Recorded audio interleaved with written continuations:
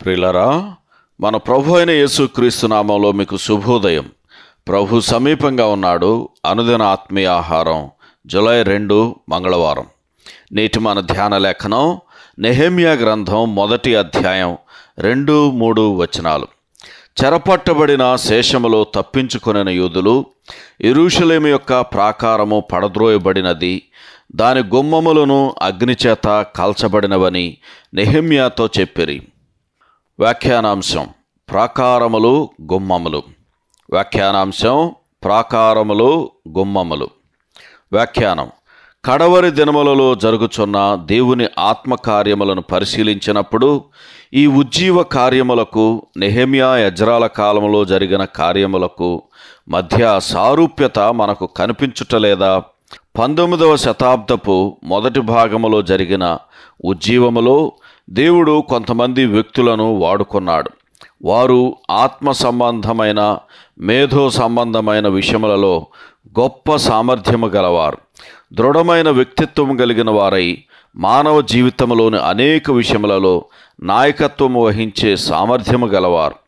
వీరి ద్వారా గొప్ప సంఘ సత్యములు పునరుద్ధరించబడినవి.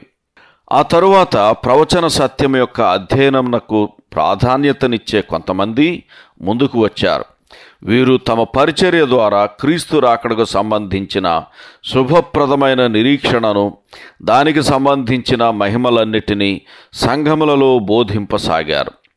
నేడు మన ముందున్న సమస్య సత్యమును వివరించుటకు సంబంధించినది కాదు గాని ఆ సత్యమును కొనసాగించుటకు కావలసిన ప్రాకారములు, గుమ్మములకు సంబంధించినది. ప్రాకారములు పరిశుద్ధత కలిగి ప్రత్యేకముగా జీవించుటను సూచించుచున్నవి. గుమ్మములు దేవుని ఇంటిలో మనం ప్రవేశించి ఆధిక్యతలను అనుభవించు విషయములో దైవిక శ్రద్ధ, క్రమశిక్షణను సూచించేవిగా ఉన్నవి.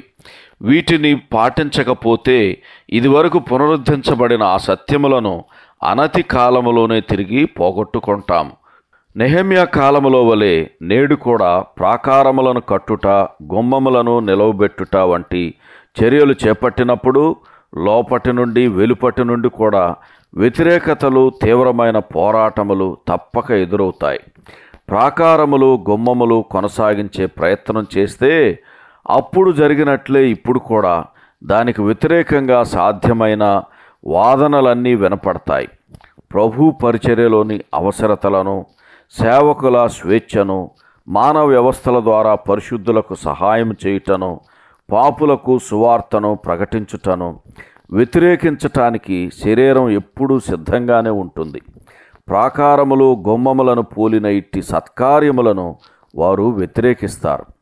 మరొక ప్రక్కన శరీర సంబంధమైన వారు సంఘమును విడదీయుటకు, సొంత గుంపులు ఏర్పరచుకొనుటకు ప్రాకారములను, గుమ్మములను దుర్వినియోగము చేయగల సమర్థులను విషయమును మనము గమనించాలి. సహోదరుడు హామిల్టన్ స్మిత్. శుభములతో వందనాలు.